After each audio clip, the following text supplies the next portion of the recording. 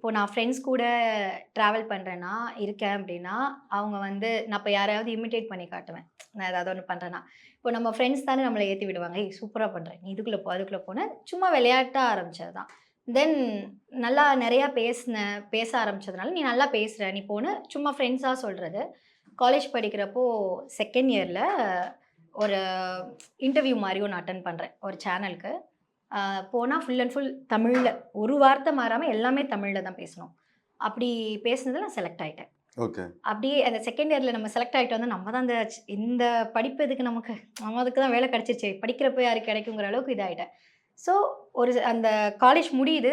ஒரு 4 months wait பண்ணேன். சென்னை எனக்கு ரொம்ப புதுசு. நான் அப்ப தான் சென்னையே வரேன். ஆ வரேன். ஒரு ஊர்லேருந்து ஒரு பொண்ணு வரேன்.